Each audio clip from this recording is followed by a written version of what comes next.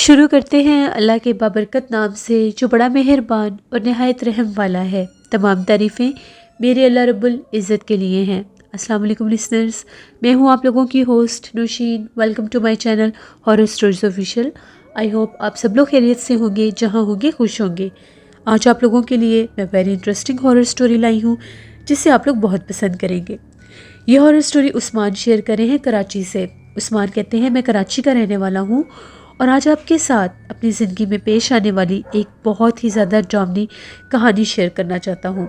आज से तकरीबन 10-12 साल पहले की बात है। बलूचिस्तान में मेरा एक दोस्त होता था। वो मेरा बहुत बहुत अच्छा दोस्त था। हम लोग पहले इकट्ठे पढ़ा करते थे। जब हम लोगों की पढ़ाई ख़त्म हो गई तो वो वापस बलूचिस्तान चला गया। मैं फ्री था, मेरा उससे मिलने को बहुत ज़्यादा दिल था। अक्सर वो मुझे दावत देता था कि तुम बलूचिस्तान मेरे पास आओ। मैं उससे मिलने के लिए चला गया। मैं बलूचिस्तान पहुंचा। उसका घर एक दूर दराज इलाके में था। वहाँ पर जब मैं गया, मैंने पहली दफ़ा ज़िंदगी में बलूचिस्तान का इलाका देखा था। बहुत खूबसूरत, बहुत बड़े बड़े पहाड़ थे वहाँ पर। एक दफ़ा ऐसा हुआ, मेरे दोस्त ने कहा कि चलो आज तुम्हें मैं एक और इलाके की सैर करवाता हूँ। वो इलाका देखने में ऐसा है जैसे बहुत ही खूबसूरत है। वहाँ पर बहुत ज़्यादा खूबसूरत दरख्तों का एक इलाका था। वो मुझे वहाँ पर ले गया। हम लोग वहाँ पर घूमते फिरते रहे, हमें बहुत अच्छा लगा। थोड़ी ही देर गुजरी, मौसम ख़राब हो गया और बहुत तेज़ बारिश शुरू हो गई। हम लोगों ने अभी वापस अपनी जीप की तरफ जाना था। जिस तरफ वो दरख्तों का इलाका था वहाँ पर जीप नहीं जा सकती थी, तो हम लोगों ने जीप जिस तरफ पहाड़ी सिलसिले थे उस तरफ खड़ी की हुई थी और काफ़ी ज़्यादा आगे चलकर हम लोग अंदर आए हुए थे। बारिश इतनी तेज़ थी कि हम लोग दरख्तों के नीचे खड़े हो गए। तभी इससे पहले कि और मौसम ख़राब होता, मेरे दोस्त ने कहा कि चलो इस तरफ चलते हैं, इस तरफ आबादी है, वहाँ पर कुछ देर रुक जाते हैं, उसके बाद हम लोग घर वापस चले जाएंगे। यहाँ पर दरख्त के नीचे खड़े होने से हम लोग बीमार भी हो सकते हैं। हवा बहुत ज़्यादा तेज़ थी और बारिश भी बहुत तेज़ थी। दरख्तों के नीचे से होते होते चलते चलते हम लोग बिल्कुल उस जंगल के दरमियान में पहुँच गए। वहाँ पर तो दूर दूर तक आबादी का नामो निशान भी नहीं था, लेकिन हम लोगों को ऐसी आवाज़ आई जिस तरह से कोई औरत है और वो बहुत ऊंची आवाज़ में कुछ बोल रही है। मेरे दोस्त ने कहा, मैंने तुम्हें कहा था ना कि इस तरफ आबादी है, तुमने आवाज़ सुनी है ना किसी औरत की, चलो वो आगे चलते हैं। उस आवाज़ के तक्कुब में हम लोग उन दरख्तों के सिलसिले से होते होते और आगे आ गए। अब वो जगह इतनी घनी थी, इतनी घने वहाँ पर दरख्त थे कि बारिश के कतरे भी दरख्तों से नीचे नहीं आ पा रहे थे। कोई कोई जगह वहाँ पर खुश्क भी थी। तभी उन दरख्तों के बीचों बीच हमें एक घर नजर आया। वो घर जो था बहुत बड़ा घर नहीं था, छोटा सा घर था। मेरा दोस्त कहता, वो देखो सामने एक घर है, हम लोग यहाँ पर चलते हैं। मैंने तुम्हें कहा था यहाँ पर आबादी है। मुझे गांव के किसी आदमी ने बताया था कि उस तरफ दरख्तों के सिलसिले में एक छोटी सी बस्ती भी है, तो ये मुझे बस्ती का ही घर लगता है। आओ यहाँ पर चलते हैं। खैर हम लोग डरते डरते बचते बचते उस घर के करीब पहुँच गए। घर बहुत ज़्यादा पुरसरार सा लग रहा था। बहुत अजीबो गरीब तरह की वहाँ से वहशत महसूस हो रही थी। उस घर के आसपास हम लोगों को पता नहीं क्या ऐसा महसूस हो रहा था कि जैसे यहाँ पर कुछ अजीब सा है। बाहर काफ़ी ज़्यादा हड्डियाँ थी, जानवरों की हड्डियाँ जगह जगह पर बिखरी हुई थी। मैंने उससे ये कहा कि यहाँ पर नहीं जाते, ये अच्छा साइन नहीं है। देखो यहाँ पर कितनी ज़्यादा जानवरों की हड्डियाँ हैं। तो मेरे दोस्त ने ये कहा कि ये जंगल का हिस्सा है, यहाँ पर जानवर भी होते हैं, तो इसलिए ये तुम्हें हड्डियाँ नज़र आ रही हैं। उसने घर के दरवाजे पर दस्तक दी। एक दफ़ा दस्तक दी, कोई आवाज़ नहीं आई। दूसरी दफ़ा दस्तक दी, फिर भी कोई आवाज़ नहीं आई। तीसरी दफ़ा दस्तक दी तो उस घर की खिड़की का इस तरह से आवाज़ें जैसे खिड़की किसी ने खोली है। अंदर बिल्कुल घुप अंधेरा था। अंदर से आवाज़ आई कि बाहर कौन है। वो किसी औरत की आवाज़ थी। हमने उससे ये कहा कि हम लोग मुसीबत में हैं, थोड़ी देर यहाँ पर गुजारना चाहते हैं क्योंकि बारिश बहुत तेज़ है और हम लोगों की गाड़ी काफ़ी दूर खड़ी हुई है। क्या हम लोग थोड़ी देर यहाँ पर रुक सकते हैं? उस औरत ने पहले तो कोई जवाब नहीं दिया, खिड़की बंद कर दी और 1 मिनट के बाद दरवाज़ा खोल दिया। हम लोग जैसे ही दरवाज़ा खुला, हम लोग इस इंतज़ार में थे कि हमें अंदर आने का कहेगी।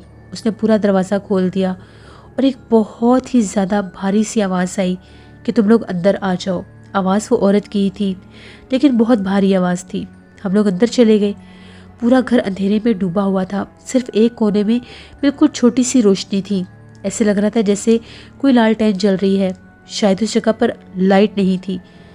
بہت گندا گھر تھا، اس گھر میں سے بہت گندی بدبو آ رہی تھی، اس گھر میں سے ایسی بدبو آ رہی تھی جیسے وہاں پر مردہ گوشت رکھا ہو۔ میں نے اپنے دوست سے یہ کہا مجھے یہ جگہ ٹھیک نہیں لگ رہی، چلو یہاں سے چلتے ہیں، بہت گندی اسمیل آ رہی ہے۔ اس نے کہا کچھ نہیں ہوتا، ابھی چلے جاتے ہیں۔ ہم لوگ وہاں پر ایک عجیب و غریب سی چارپائی پڑی ہوئی تھی، اس پر بیٹھ گئے۔ جس عورت نے ہمیں اندر بلایا تھا وہ ہمیں کہیں بھی نظر نہیں آ رہی تھی، بس ایک کمرے سے عجیب و غریب آوازیں آ رہی تھیں، آوازیں ایسی تھی جس طرح سے کوئی آہستہ سی آواز میں عورت رو رہی ہے۔ بالکل اندھیرے میں ڈوبا ہوا وہ گھر اور کونے میں ایک جلتی ہوئی ہلکی سی لائٹ۔ میں نے اپنے دوست کو یہ کہا کہ مجھے یہاں پر نہیں رکنا، چلو چلتے ہیں، بارش ہے یا جو بھی ہے باہر ہی ٹھیک ہے، پتہ نہیں کون سی جگہ ہے، کیسی جگہ ہے۔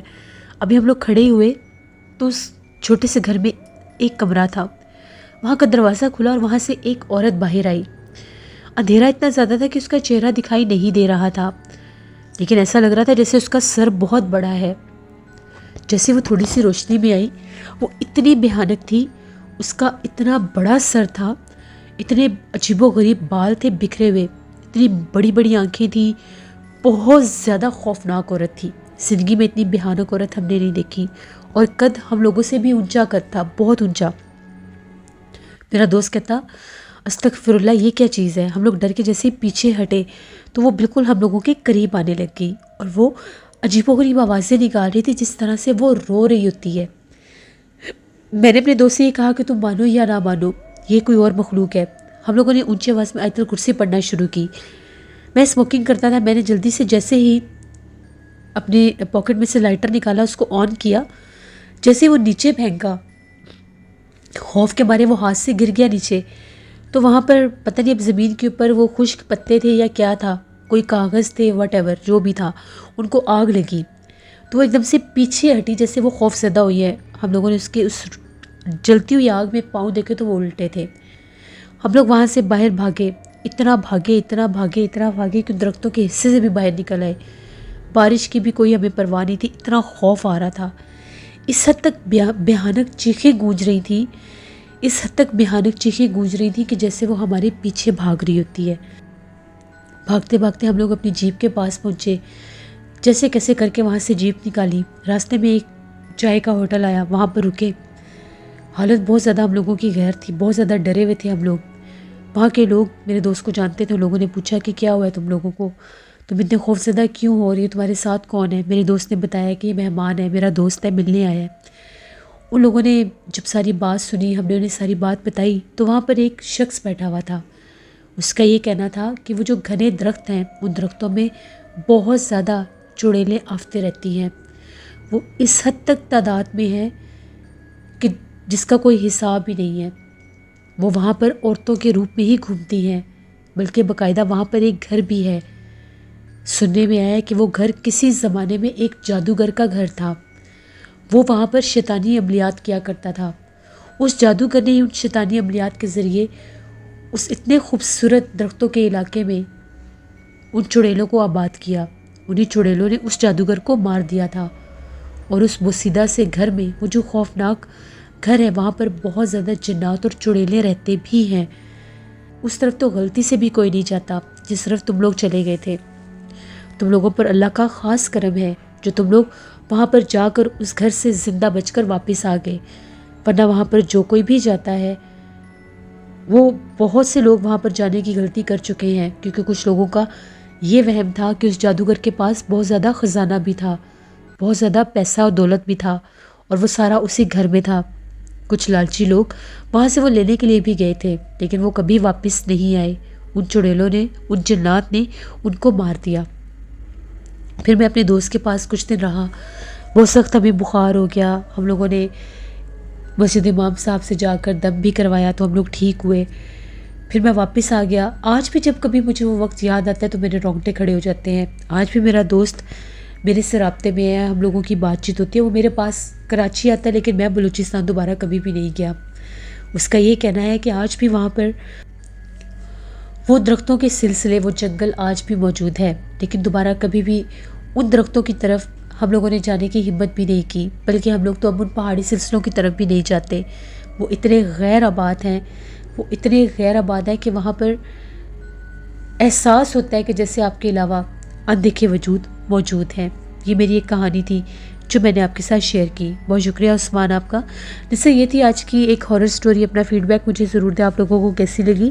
آپ لوگ بھی اپنی ہارر سٹوریز شیئر کر سکتے ہیں ڈسکرپشن باکس میں دیے گئے ای میل آئی ڈی doshiru57@gmail.com پر۔ اس کے علاوہ آپ لوگ مجھے کمنٹ باکس میں بھی سٹوری شیئر کر سکتے ہیں۔ اپنا بہت سا خیال رکھیے گا۔ Thank you for watching. Stay blessed. اللہ نگہبان۔